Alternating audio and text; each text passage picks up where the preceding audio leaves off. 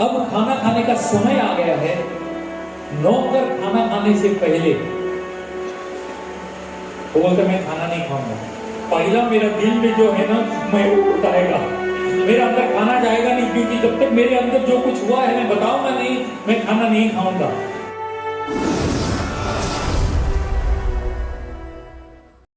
के लिए तैयार हैं। 10:05 हो गए और आज का जो भविष्यवाणी है मैं उस पर मैंने गौर तो किया। यस, एक मीना का इस बार काफी खास भविष्यवाणी आया, वो हंस का आया। एक टीम लेकर वो जा रही है, हंस पानी में बहकर, ओके। और हंस जो है वो अक्सर उसी के पानी के बहाव में ही वो अपनी टीम को लेके जाती है, पानी के विरुद्ध वो नहीं जाती। परमेश्वर कह रहा है कि हम उसकी आत्मा की अगुवाई में बहने लगे जैसे वो हमें अगुवाई करता है। हालेलुया, हम उसकी अगुवाई में ही आगे बढ़े। That is the picture of it, okay. दूसरा, एक्सरे रिपोर्ट प्लीज पर्सनल है, ये किसके लिए? आपके लिए, तो आप उसे विश्वास के तौर पर ग्रहण कीजिए। दिया अगर पानी में जाता है तो वो बुझ जाता है, लेकिन परमेश्वर दिखा रहा है कि हम वो ज्योति हैं जो बुझने वाले। और परमेश्वर हमें आगाह कर रहा है कि अगर तुम मुश्किलों से भी जाओगे तो भी तुम आग से भी गुजरोगे तो भी तुम्हें बस नहीं होगा, तुम पानी में से भी जाओगे तो तुम नहीं डूबोगे। परमेश्वर हमें आश्वासन दे रहा है इसके बारे में, ओके।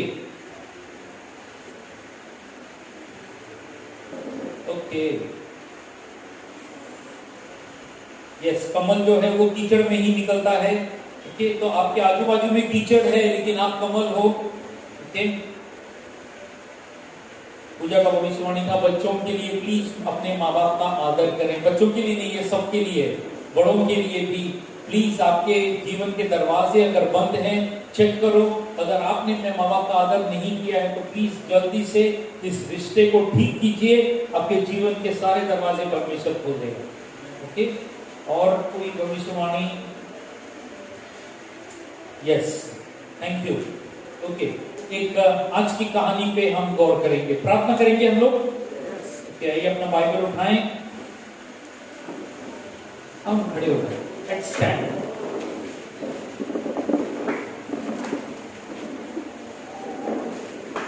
मेरे पीछे प्रार्थना करें। प्रभु यीशु मसीह, मैं धन्यवाद देता हूँ, यह आपका वचन है, पवित्र वचन है, जिसे मैं सुनना चाहता हूँ, जिसे मैं समझना चाहता हूँ और उस पर मनन करना चाहता हूँ और 100 गुना फल लेके आना चाहता हूँ। पवित्र आत्मा मेरी मदद कर प्रभु, यीशु मसीह के नाम से मैं प्रार्थना करता हूँ। धन्यवाद यीशु, आमीन, ओके। आइए बैठ जाएं। पिछले रविवार को रोहित ने बहुत शानदार कहानी सुनाया था दोस्ती के विषय में, याद है सबको? शोले की दोस्ती, या ये वचन आप भूलेंगे नहीं, क्योंकि वो हमारे साथ बहुत ही, दोस्ती जो है वो हमारे जीवन का भाग है, रिश्ते, ओके। और उसके पहले जो मैं वचन लेकर आया था, किसी को याद है? इसकी कहानी मैंने सुनाई थी आपको। किसकी कहानी? अब्राहम की कहानी, ओके। छोटी सी झलक हम पिछली कहानी को देखेंगे और उसी कहानी को हम आगे ले जाएंगे, और फिर अगले हफ्ते को एक और भाग रहेगा उसका, कहानी का। पिछले बार की जो स्लाइड्स, ओके। पिछली बार की कहानी में मैंने बताया था कि परमेश्वर आशीष का परमेश्वर है और वो हमें आशीष देना चाहता है। उसने इब्राहिम से वादा किया था कि मैं अपनी शपथ खा के कहता हूं, परमेश्वर कहता है मैं अपनी शपथ खा के कहता हूं कि मैं तुझे आशीष दूंगा। करेक्ट है कि नहीं? उससे और कोई बड़ा नहीं है परमेश्वर से, इसीलिए वो खुद की शपथ खाता है। लेकिन वो हमें अनुमति नहीं देता कि हम शपथ खाएं, क्योंकि हम नहीं जानते कि हम कल जिएंगे या नहीं। हम 3 महीने के बाद की शपथ कैसे खा सकते हैं, अगले 3 दिन की शपथ भी कैसे खा सकते हैं कि मैं ये 3 दिन के बाद करूंगा? हम नहीं जानते, क्योंकि हमारी सांस, हमारा जीवन किसके हाथों में? परमेश्वर के हाथ में। इसीलिए वो कहता है तुम किसी की शपथ नहीं खाना, लेकिन परमेश्वर अपना गारंटी देने के लिए वो शपथ खा सकता है, क्योंकि वो जो कहता है वो पूरा करता है। ओके, इसलिए वो इब्राहिम के पास वो शपथ खाता है। ओके, और फिर शपथ खाने से पहले क्या हादसा हुआ था, किसी को याद है? शपथ खाने से पहले, ये बात परमेश्वर की ऐलान करने से पहले ऐसा हुआ था, इब्राहिम घर पे सोया था, परमेश्वर ने उसे रात को जगाया, उसे बुलाया और उसे कहा तेरा एकलौता बेटा है इसहाक, उसे बलि चढ़ा दे।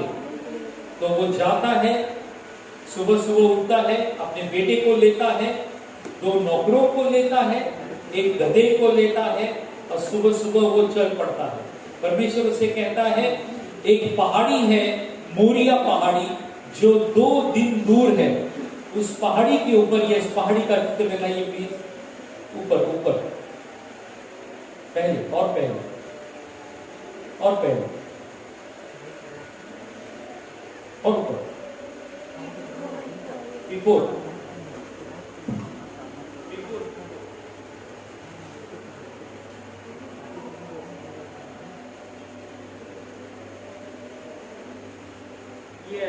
ये वो पहाड़ी है और ये सच का फोटोग्राफ है। ये कोई मैंने कंप्यूटर से निकाला है, लेकिन ये माउंट मोरिया वो पहाड़ी है जिसके ऊपर इब्राहिम को परमेश्वर ने कहा था जा अपने बेटे की बलि चढ़ा के। और ये पहाड़ी जो है वो, मुझे लगा मैं गूंगा हो गया क्या बहरा हो गया। Okay, anyway, jokes apart, Ibrahim की कहानी को अगर हम देखते हैं तो उस पहाड़ी पर जब वो जाता है, ये वो पहाड़ी है जिस पर परमेश्वर ने से कहा था अपने इकलौते बेटे को तू बलि चढ़ा दे। ये ही वो पहाड़ी है जहां पर परमेश्वर ने अपने बेटे यीशु मसीह को क्रूस पर जाने के लिए कहा था। और आप जानते हैं इब्राहिम जब वहां पे बलि चढ़ाने पहुंचता है तो परमेश्वर का स्वर्गदूत उसे रोक देता है, कहता है रुक जाओ, मैंने तुम्हारे हृदय को देख लिया है कि तू मुझसे अत्यंत प्रेम करता है। और पीछे मुड़कर देखता है तो वहां पर झाड़ियों में वो देखता है कि वहां पर क्या बोलते हैं, एक मेमना है जो वहां पर फंसा हुआ है। और जब इब्राहिम पीछे मुड़कर देखता है उस मेमने को, तो फिर उसे उसके पीछे एक झलक दिखाई दी होगी, वो होगा यीशु मसीह, परमेश्वर का बेटा, हम लोगों के लिए कुर्बान होने वाला है। ये झलक पाकर वो खुश हुआ होगा। और फिर इसी के बारे में यीशु प्रभु कहते हैं जब नए नियम में कि इब्राहिम तुम्हारे पिता ने मुझे, मेरे दिन को देखकर वो खुशी मनाया था। आमीन। मुझे लग रहा है ये वही चिन्ह होगा जो परमेश्वर ने अपने बेटे की झलक दी होगी उसके साथ। कहानी यहां पर स्टॉप की थी मैंने कि इब्राहिम ने उस मेमने को वहां पर बलि चढ़ाया, इसहाक बच गया, इसहाक को बलि नहीं चढ़ाने दिया परमेश्वर ने। ओके, और मैंने ये कहा था पिछली बार, इब्राहिम तैयार हो गया अपने बेटे की बलि चढ़ाने के लिए, क्योंकि उसका विश्वास परमेश्वर में था कि यही परमेश्वर है जिसने मुझसे वादा किया है कि वो मेरे बेटों के द्वारा, मेरे बेटे के द्वारा सारी सृष्टि को वो आशीष करेगा। मेरी बच्चे संतान बहुत से होंगे, अगर ये चला भी गया तो इसे फिर से जिंदा करने की हुकूमत परमेश्वर रखता है। उसकी आशा परमेश्वर पे थी कि वो इस मरे, अगर मेरा बेटा मर भी जाता है तो उसे फिर से जिंदा करने का ताकत मेरा परमेश्वर रहता है। उसका विश्वास परमेश्वर के वादों में था। अगर आपकी परिस्थिति ऐसी है जहां पर आपके हाथ से परमेश्वर कुछ मांग रहा है, या कोई आपसे आपकी बहुत ही चहीती चीज कोई मांग रहा है, और आपको लगता होगा ये तो मैंने बहुत मेहनत किया है, ये तो मैंने बहुत प्रार्थना करके पाया है, मैं कैसे दे दूं। अगर तुम ऐसी परिस्थिति में हो तो जानो, हो सकता है परमेश्वर तुमसे कह रहा होगा दे दे, क्योंकि इसे लेकर, इसे बांट कर मैं इसे गुणित करना जानता हूं। मैं तुम्हें ये वापस लौटा सकता हूं। आमीन। इब्राहिम ने वो बलि दे दी, अपने बेटे की तैयार हो गया, और परमेश्वर ने उसके विश्वास के द्वारा कहा कि मैं अपनी शपथ खा के कहता हूं कि तू और तेरी पीढ़ियां आशीषित होंगी। आमीन। एक मिनट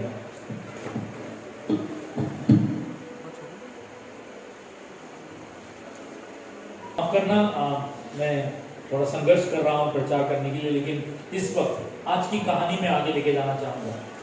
ये था पिछले बार का वचन जो मैं लेकर आया था, लेकिन हर एक बलि के बाद पुनरुत्थान आता है।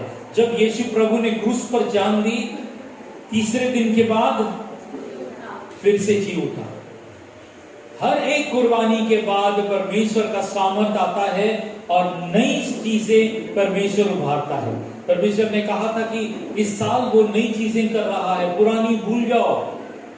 तो अगर तुमने कुछ खोया है, परमेश्वर को कहो धन्यवाद ये ले लेने के लिए, क्योंकि तू नया देने वाला है। हालेलुया। परमेश्वर कुछ नया देगा जो तुम्हें संभालने के लिए भी तुम्हारे पास जगह नहीं रहेगी।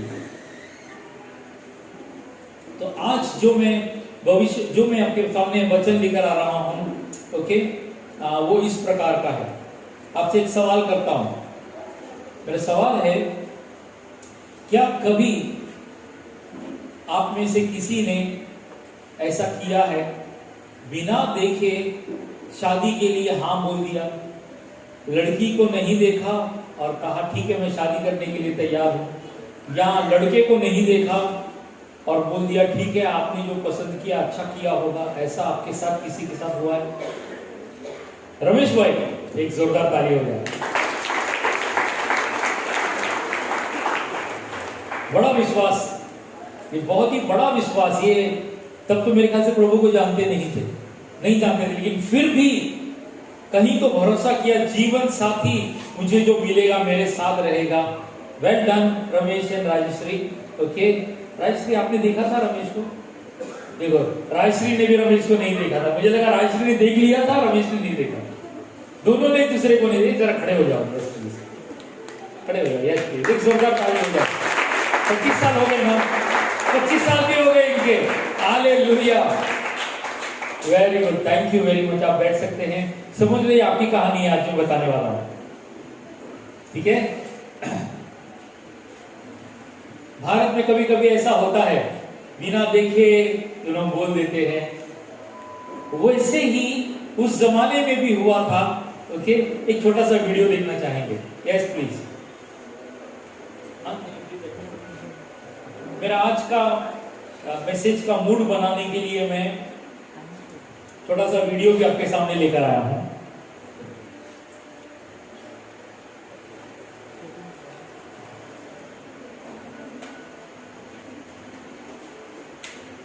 जा सिमरन,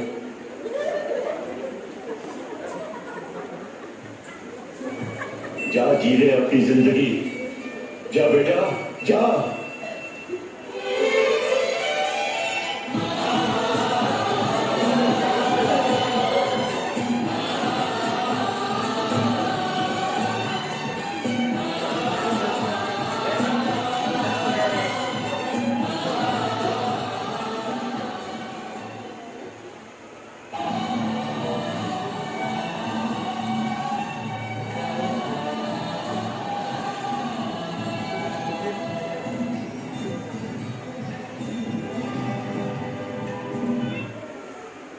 सच्ची बोलो, हीरोइन भाग रही थी तो आपका दिल धड़क रहा था ना, कहीं ट्रेन के नीचे नहीं आ जाए।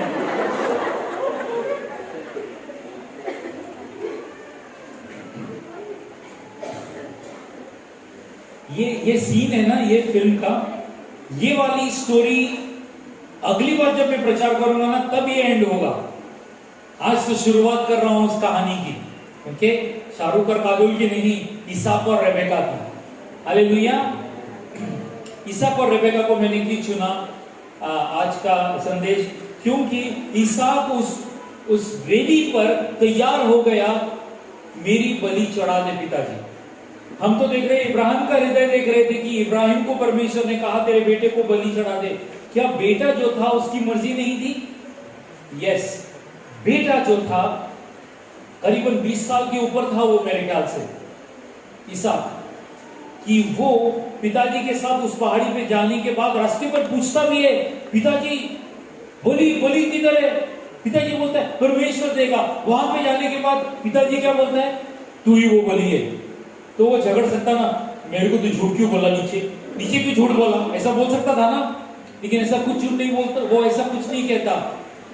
बाइबल में उसका कोई संघर्ष नहीं लिखा है, वो तैयार हो गया उस वेदी पर अपनी जान देने के लिए। और फिर उसकी कहानी को मैं आज शुरू करता हूं। इसहाक ने, ओके, आज का मेरा शीर्षक है दुल्हा नहीं देखा। ओके, दुल्हा नहीं देखा या दुल्हन को भी नहीं देखा, दोनों ने एक दूसरे को नहीं देखा। ओके, तो आइए इस कहानी को पढ़ने से कैसे शुरुआत हुई, आज शुरुआत वाला भाग देखेंगे, विश्वास वाला भाग देखेंगे। जब मैं अगली बार कभी प्रचार करूंगा तो उसका सेकंड भाग को लेकर आऊंगा। मंजूर है? ओके, तो शास्त्र खोलिए, आपके पास शास्त्र है, उत्पत्ति की किताब 24:1 से मैं पढ़ूंगा 8 तक। इब्राहिम तो बहुत बुढ़ापे तक जीवित रहा।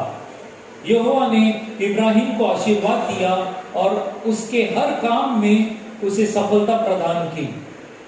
इब्राहिम को एक बहुत पुराना नौकर था जो इब्राहिम को जो कुछ था उसका प्रबंधक था।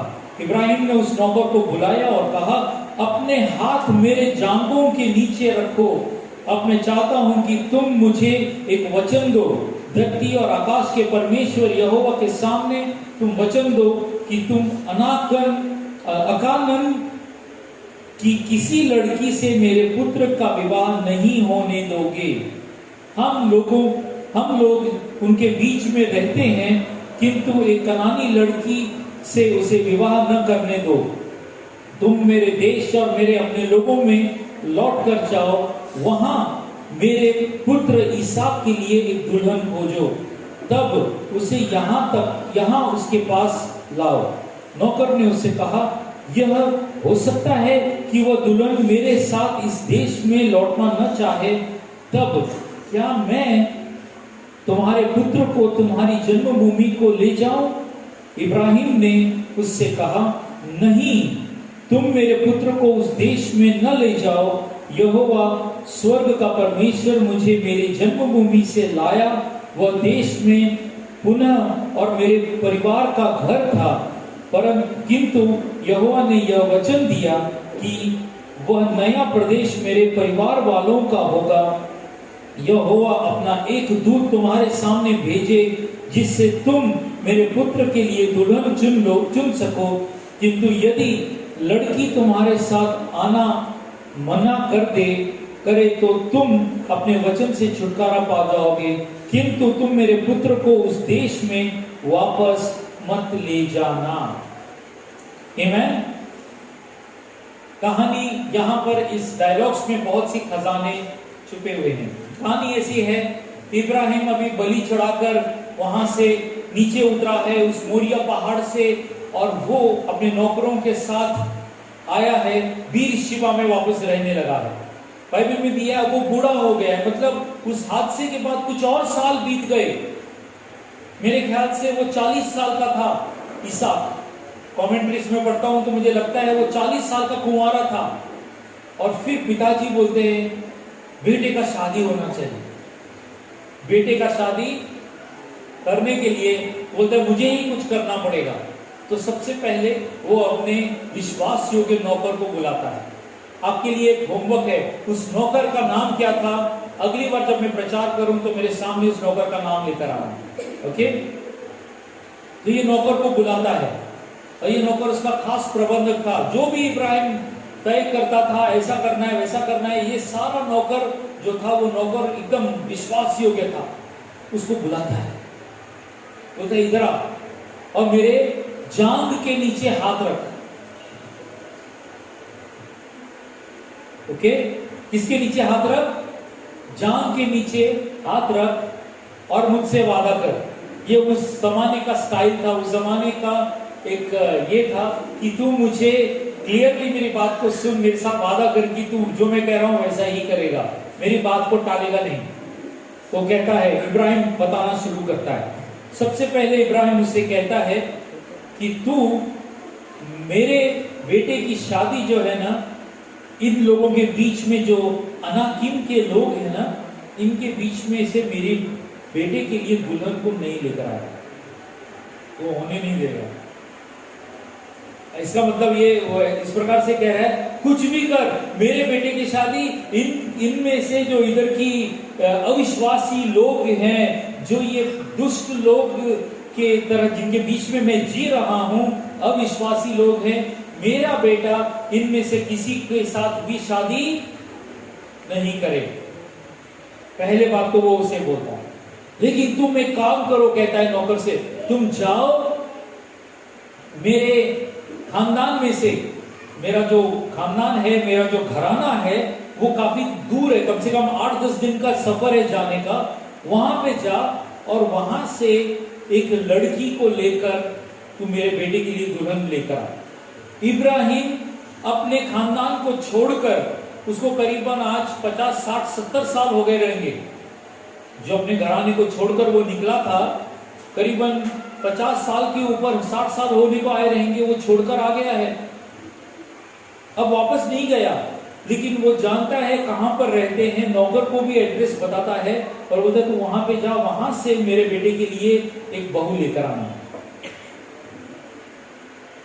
और फिर नौकर उससे कहता है, सार, ऐसा बोलते हैं ना, सार साहब, अगर वो लड़की नहीं आई तो मैं जाऊंगा, लेकिन वो लड़की अगर आने से मना कर दे तो फिर इब्राहिम कहता है, अगर वो लड़की तुझे आने से मना कर दे तो फिर तेरे ऊपर से मैंने जो ये वादा किया है, तू इस वादे से मुक्त है, ठीक है।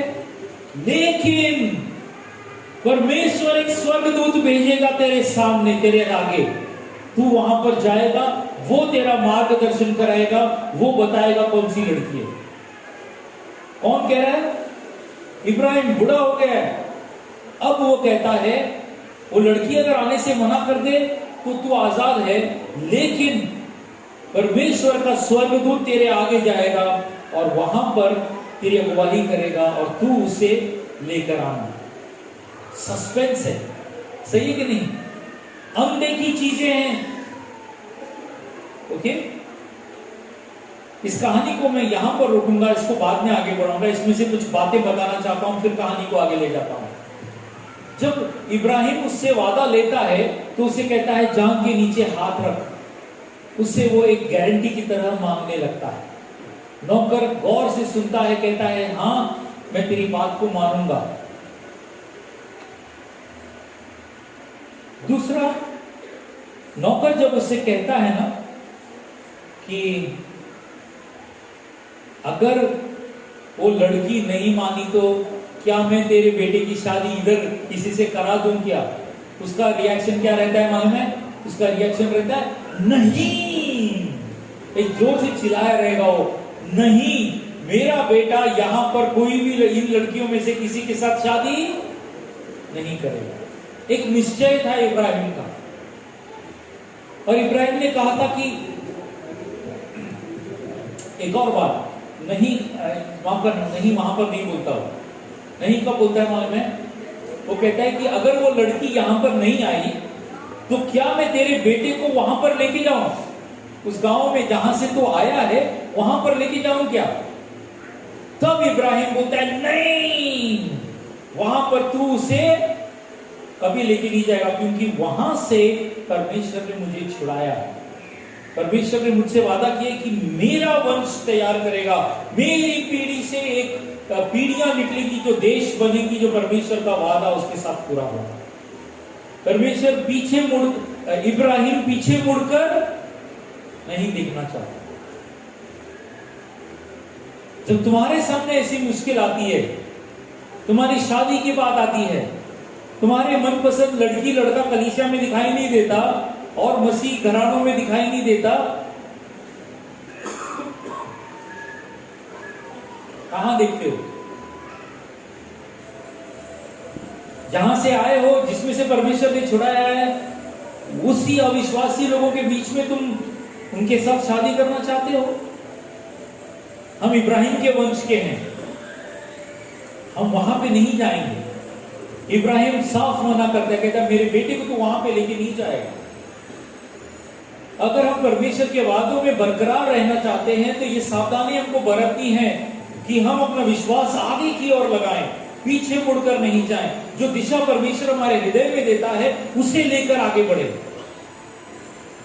वो मना करता है, उसे कहता है खबरदार, मेरे बेटे को तू वो खानदान दिखा के लाया तो वहां का, वहां से मैं जो छुड़ाया है, मैं अपने बेटे को वहां पे जाने नहीं दूंगा, क्योंकि परमेश्वर का वादा मेरे बेटे को यहां से आगे ले जाना है।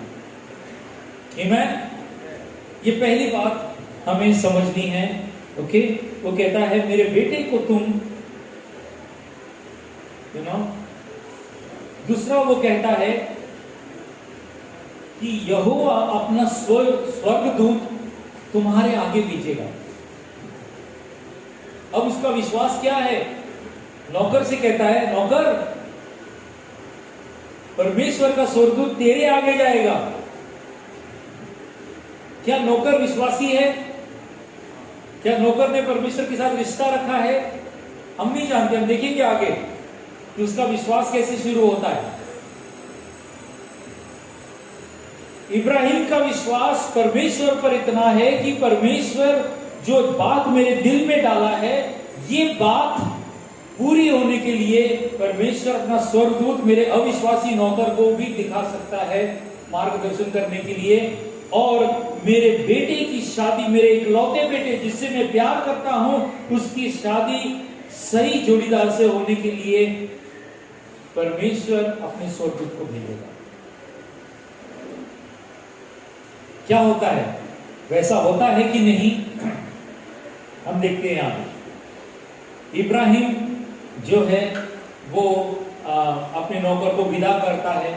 अब जो नौकर है वो वहां से जाने की तैयारी करता है, तो वो क्या करता है मालूम है? अपने साथ 10 ऊंट लेके जाता है। 10 ऊंट, कितने? 10 ऊंट। 10 का मतलब हम कभी और देखेंगे। ओके, 10 ऊंट वो लेके जाता है।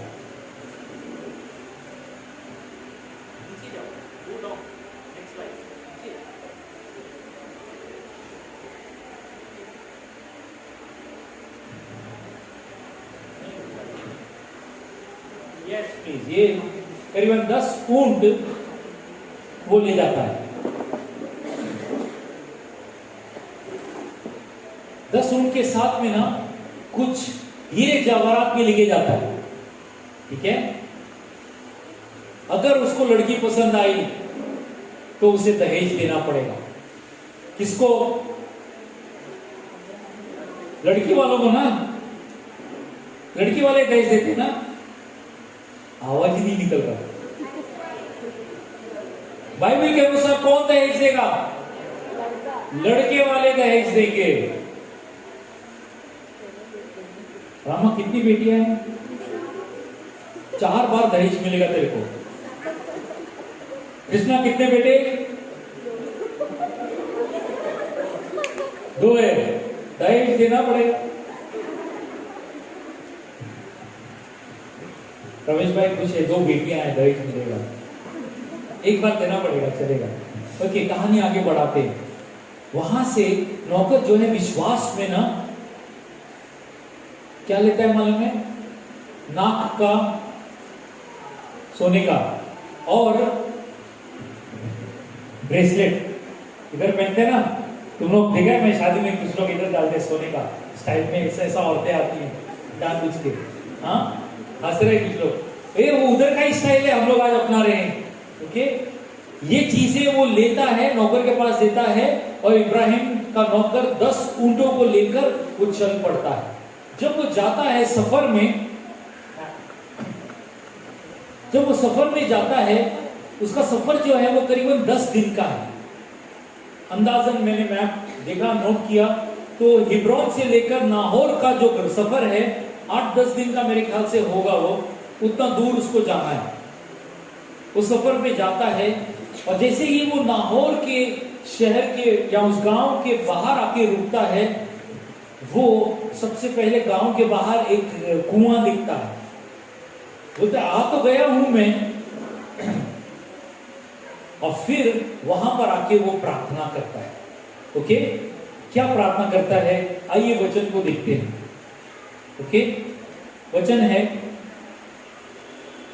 ओके, वह नगर के बाहर एक कुएं के पार गया। यह बात शाम को हुई, जब स्त्रियां पानी भरने के लिए बाहर आती हैं।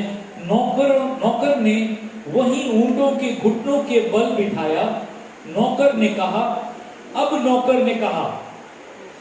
ने किसको कहा?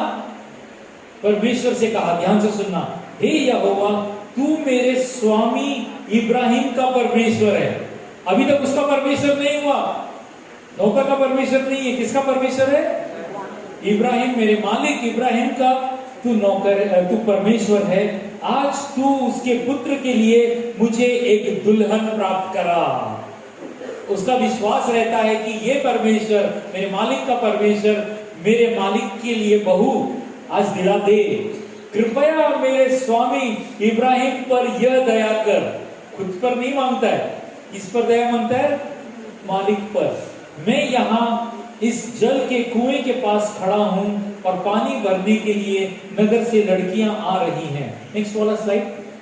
मैं एक विशेष चिन्ह की प्रतीक्षा कर रहा हूं, जिसमें मैं जान सकूं कि इसहाक के लिए कौन सी लड़की ठीक है।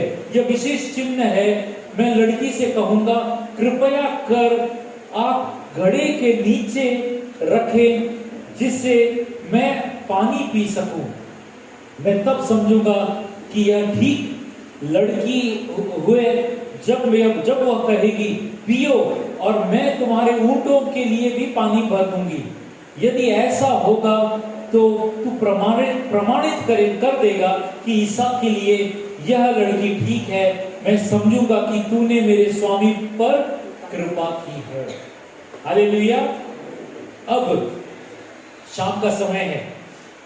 ये अपने ऊंटों के साथ में किधर आके रुका है?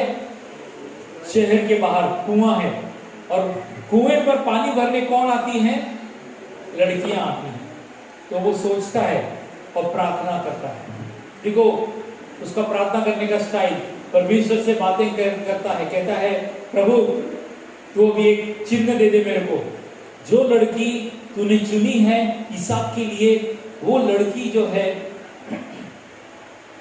मैं उससे ना एक चीज मांगेगा। मैं क्या बोलने वाला हूं वो भी नौकर जो बोलने वाला है वो परमेश्वर से कह देता है। तो मैं उसको बोलूंगा कि वो मुझे पानी पिला दे, और अगर वो कहती है कि तू भी पी और तेरे ऊंटों को भी मैं पानी देती हूं, तो फिर मैं समझूंगा कि यही वो लड़की है जिसे तूने चुना।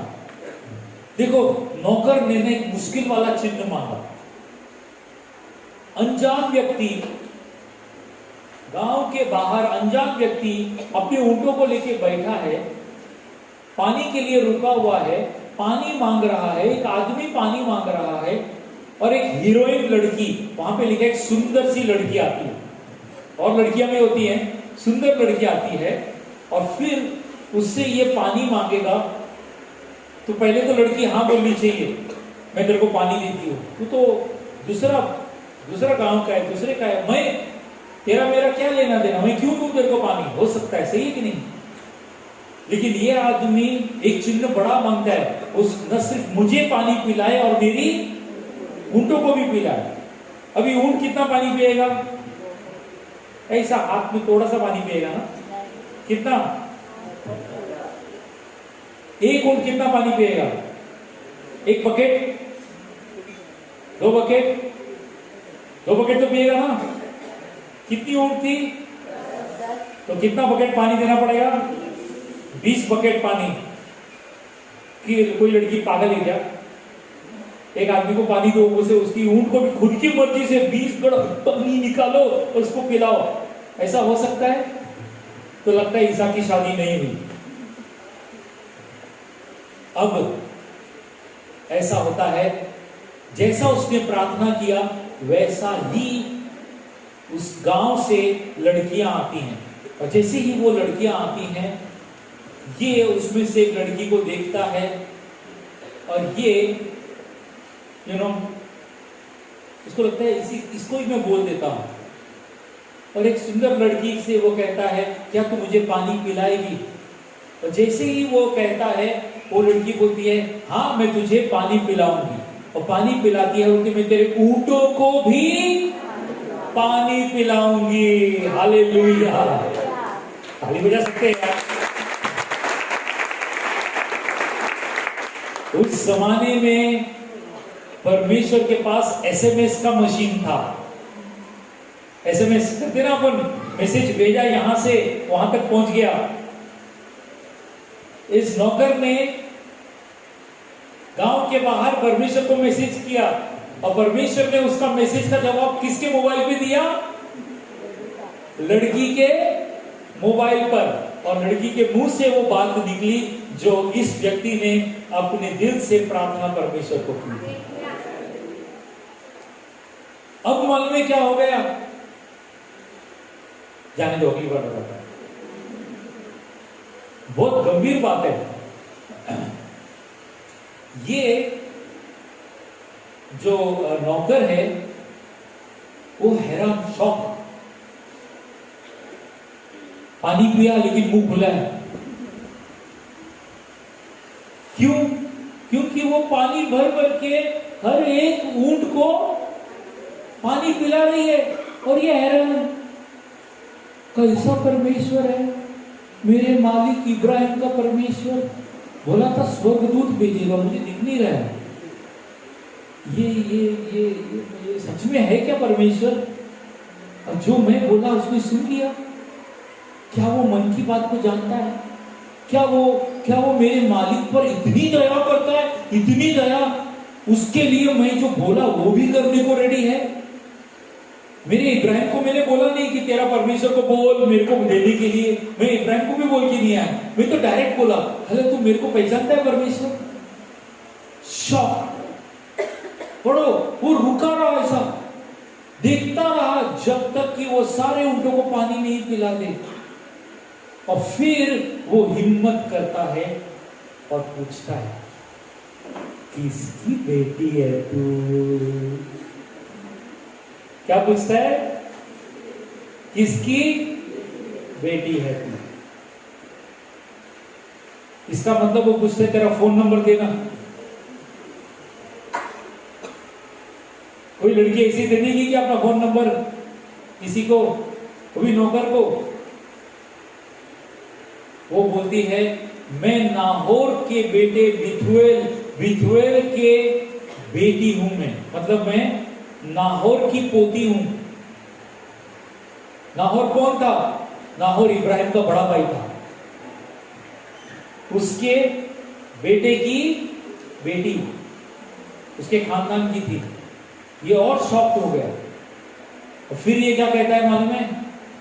ये उसे उन नाक का जो रहता है ना, गोल्ड रिंग, वो देता है, नथनी देता है। और उसके इधर उसको ब्रेसलेट ये भी डाल देता है। और फिर ये लड़की को वो पूछता है कि तुम्हारे घर पे थोड़ा रहने को जगह है क्या? हाँ, पीछे रूम है, थोड़ा खाने को मिलेगा, रहने को मिलेगा। इसकी हिम्मत देखो। लड़की बोलती है ना मेरे घर पे, मेरा घर बहुत बड़ा है, आ जाओ तुम। ये नौकर वहां से अपने ऊंटों को लेकर गांव में प्रवेश करता है, इसके घर पे जाता है। और जब इसके घर वाले इसको देखते हैं, उसका एक भाई था जिसका नाम क्या था? इसको मालूम है? ये लड़की का नाम मैंने बताया नहीं, बताया मैंने? इसका नाम रेबेका था। बोलिए मैं रेबेका हूं, मेरे पिताजी मेरे दादाजी का नाम खानदान से हूं। और फिर रेबेका का भाई का नाम किसी को मालूम है? लबान था। लबान, आपको लबान की स्टोरी मालूम है? लबान भी आके देखता है, मेरी बहन आज तो बहुत चमक रही है, सच्ची असली सोने का है क्या आर्टिफिशियल है? वो कहते किसको लेकर आई? वो कहते अरे कुछ लोग आए हैं गांव से, कुछ दूर से गांव से आए हैं और हमने उनको मेहमान नवाजी के लिए यहाँ पे रखा है। हाथ पैर धो के हो जाता है, सब कुछ हो जाता है। ओके, वहां पर बैठते हैं, खाना डाला जाता है। अब खाना खाने का समय आ गया है। नौकर खाना खाने से पहले वो बोलता मैं खाना नहीं खाऊंगा। पहला मेरा दिल में जो है ना, मैं वो बताएगा, मेरा अंदर खाना जाएगा नहीं, क्योंकि जब तक मेरे अंदर जो कुछ हुआ है मैं बताऊंगा नहीं, मैं खाना नहीं खाऊंगा। और फिर वो नौकर जो है वो पूरी बात जो उसने बाहर प्रार्थना की थी ना, वो वाली बात बताता है। वो ये नहीं बताता है कि वो इब्राहिम का नौकर है, इब्राहिम को परमेश्वर ने कितना आशीषित किया है। वो सारी बातें इब्राहिम के बारे में बताने लगता है कि परमेश्वर ने इब्राहिम को कितना जायदाद दिया है, कितने नौकर चाकर जानवर, बहुत सारी चीजें दी हैं। मैं उस इब्राहिम का नौकर हूं जो तुम लोगों को छोड़कर यहां से 50-60 साल पहले छोड़कर निकल गया है। वो इब्राहिम इतना आशीषित हुआ है, मैं उसका नौकर तुम्हारे सामने गवाही दे रहा हूं। मेरे मालिक ने अपने बेटे के लिए बहू चाहिए, इसके लिए यहां पर भेजा है। और ये सोचकर मैं यहां पर आया, और आने के बाद मैंने कुएं के पास प्रार्थना की कि मुझे जो पानी देगी और मेरे ऊंट को भी पानी पिलाएगी अपनी मर्जी से, वो मेरे मालिक की बहू बनेगी, मेरे इसहाक के लिए उसकी पत्नी बनेगी। ये वो बात बताने लगता है। खाना नहीं खाता, वहां पर रुका रहता है। तो फिर वे लोग बोलते हैं आप जो बोल रहे हैं वो ठीक है, लेकिन अगली बार मैं बताता हूं लेकिन के बाद क्या होगा। ठीक है, क्या उसकी शादी हो सकी, क्या वहां पर आसानी से हाँ बोल दिया, या वहां पर कुछ तकरार हुई। ओके, ये सब हम अगली बार देखेंगे। आज मैं यहां पर इस कहानी को स्टॉप करूंगा और इसमें से कुछ बातें बताऊंगा। सबसे पहले हमें देखने को मिलता है कि इब्राहिम का जो नौकर है वो इस सफर पे निकला है और उसका हृदय अपने मालिक की तरह है। ओके, देखा यहां पे लिखा है, नौकर ने उसे चुपचाप से ध्यान से देखा और वह तय करना चाहता था कि यहोवा ने शायद बात मान ली है और उसकी यात्रा को सफल बना दिया। जब वो कुएं के बाहर था, वो शांत होकर उसे चुपचाप ध्यान से देखता रहा। ओके, और ये सोचता रहा शायद परमेश्वर ने मेरी यात्रा को क्या बनाया है, सफल बनाया है। मैं आपको एक बात बताना भूल गया, जब वो सुनता है कि वो इब्राहिम के खानदान की लड़की है, तब उसे वो नथनी पहनाता है और फिर वो क्या करता है मालूम है, वो मुड़ता है और अपने घुटनों पे जाकर परमेश्वर की आराधना करता है। पहली बार उसने प्रार्थना की थी आधा घंटा पहले, आधे घंटे के बाद जब उसकी प्रार्थना का उत्तर मिल गया, तब वो अपने घुटनों पे जाकर क्या करने लगा, परमेश्वर की आराधना करने लगा, धन्यवाद की भेंट चढ़ाने लगा कि तूने मेरी सफल यात्रा को सफल किया है, जो मिशन तूने मुझे दिया था ये पूरा हो रहा है, तो धन्यवाद धन्यवाद धन्यवाद की बलि चढ़ाता है परमेश्वर। वो ये नहीं सोचता मैं संडे को जाऊंगा तो धन्यवाद दूंगा, संडे को जाऊंगा तो आराधना करूंगा, नहीं, वो उसी वक्त वहीं पर सबके सामने बेशर्म होकर घुटनों पे जाकर परमेश्वर को धन्यवाद देता है। परमेश्वर हमारे जीवन में ऐसे मौके लेकर आएगा जहां पर परमेश्वर यहां की बात वहां तक पहुंची और तुरंत जवाब आया, ऐसा होगा तुम्हारे साथ। क्या उस वक्त हम मुड़ेंगे और परमेश्वर के पास घुटने टेक कर कहेंगे यहोवा तू जिंदा है, धन्यवाद पिता।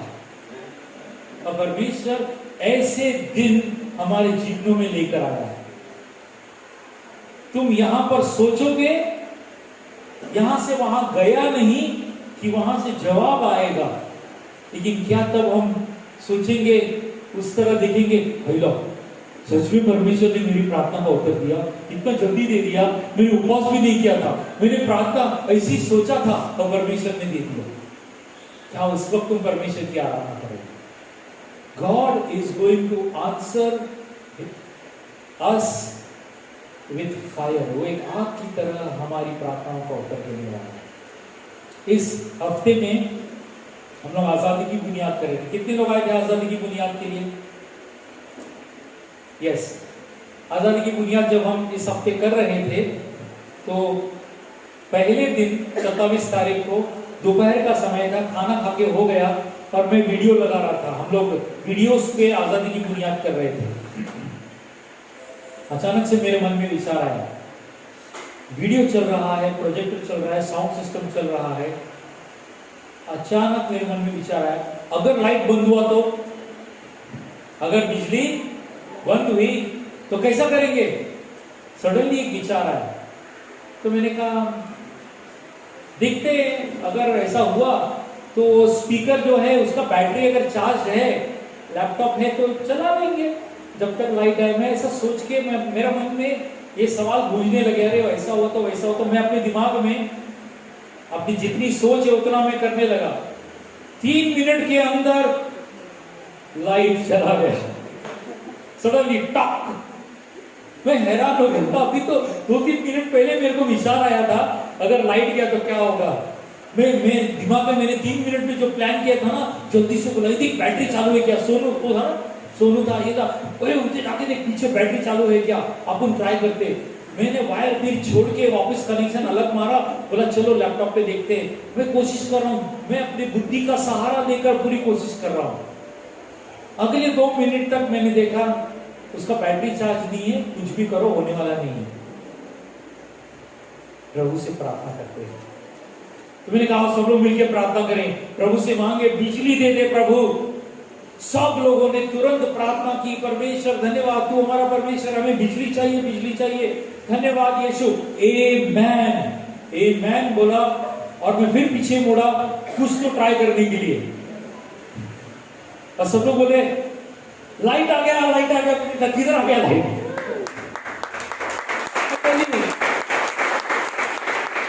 मैं हैरान रह गया, बिजली लग गई, आ गई, फटाफट अभी वापस कनेक्शन मार रहा हूँ, कनेक्शन मारने को नहीं आ रहा है क्योंकि आनंद सेटिंग करके गया था। आनंद को फोन किया, आनंद जल्दी बोल कैसा करने का। आनंद ने बताया ये कर, वो कर, ऐसा वैसा। वापस चालू किया और मैं चुप करके देख रहा हूँ, जैसा वो देख रहा था अकेले में सोच रहा था, ये बात तो मेरे को पहले प्रभु ने बोला था, 3 मिनट पहले मेरे को परमेश्वर ने मेरे दिल में डाला था कि बिजली चला जाएगा, लेकिन मैं अपनी बुद्धि का सहारा ले रहा था। मैंने उस वक्त प्रार्थना नहीं किया। हो सकता है तुम्हारे जीवन में भी परमेश्वर जब बात करेगा, इतना नजदीक है परमेश्वर, जब वो बात करेगा हमें लगेगा कि ये मेरे विचार हैं, लेकिन वो तुम्हारे विचार नहीं होंगे, परमेश्वर की आवाज होगी और वो शांति भरी आवाज होगी, उसमें डर नहीं होगा। क्योंकि जब प्रभु ने मुझे कहा अगर बिजली चली गई तो मुझे डर नहीं लगा, मैं परेशान नहीं हुआ। मैं खाली यहां पर सुनने के बाद यहां पर जो मेरा अपना ओल्ड स्टाइल है ना, पुराना स्टाइल, अपन कुछ जुगाड़ करेंगे, वो वाला करने लगा। परमेश्वर ने कहा तेरा जुगाड़ नहीं चलेगा, तो मेरे से मांगना, मैं बता रहा हूं, मैं वापस दे दूंगा बिजली। And I want to tell you, ये नौकर जो था इसने शुरुआत की अपने जीवन के विश्वास की, परमेश्वर से मांगा, परमेश्वर ने दिया उसे, और जैसे ही दिया उसने ये नहीं सोचा लगता है परमेश्वर है जिंदा, नहीं, उसने कहा वो जिंदा परमेश्वर है। वो घुटनों के बल गया और सबके सामने उसने धन्यवाद दिया। तो परमेश्वर चाहता है कि हम धन्यवाद की बलि चढ़ाते रहें, चढ़ाते रहें, चढ़ाते रहें, हम रुके नहीं। वर्शिप टीम ऊपर आ जाओ। हम धन्यवाद की बलि चढ़ाते रहें, चढ़ाते रहें, चढ़ाते रहें, क्योंकि वो हमारे सामने सारे दरवाजे खोल कर रखा है। वो चाहता है कि हम, वो बोलते हैं इम्पॉसिबल, जो हमारे लिए मुमकिन नहीं है, वो मुमकिन उसने हमारे सामने रख छोड़ा है, हमारे नजदीक है। तुम कितना भी लाख कोशिश करो अपनी ताकत में, वो नहीं मुमकिन होगा। लेकिन जब तुम स्वर्ग के दरवाजे खटखटाओगे, एक ही बार खटखटाने से परमेश्वर तुम्हें प्रार्थना का उत्तर देने वाला है। God is so near to us, वो इतना नजदीक है कि वो इब्राहिम, इसहाक और याकूब का परमेश्वर है, जिसने जो वादा किया है कि मैं तेरे वंश को बढ़ाऊंगा। हम उसके वंश के हैं, हम इब्राहिम के वंश के हैं विश्वास के द्वारा। क्या वो हमारी प्रार्थना सुनेगा नहीं? क्या नौजवान लड़कियों के लिए विश्वासी लड़के नहीं लेकर आएगा? क्या विश्वासी लड़कों के लिए विश्वासी लड़की नहीं देगा? क्या वो तुम्हारे लिए बंद दरवाजे नहीं खोलेगा? क्या वो तुम्हारे बिजनेस में आशीष नहीं देगा? क्या तुम अपनी ताकत का सहारा नहीं लेकर उसके पास धन्यवाद की बलि चढ़ाओगे कि परमेश्वर, मैंने प्रार्थना किया था लेकिन अब धन्यवाद देता हूं कि तू योग्य है हर चीज में मेरी मदद करने की, और वो तुम्हारी मदद करेगा और तुम्हें अगले प्रभाव में ले जाएगा। हालेलुया। तैयार हैं? फिर हम खड़े हो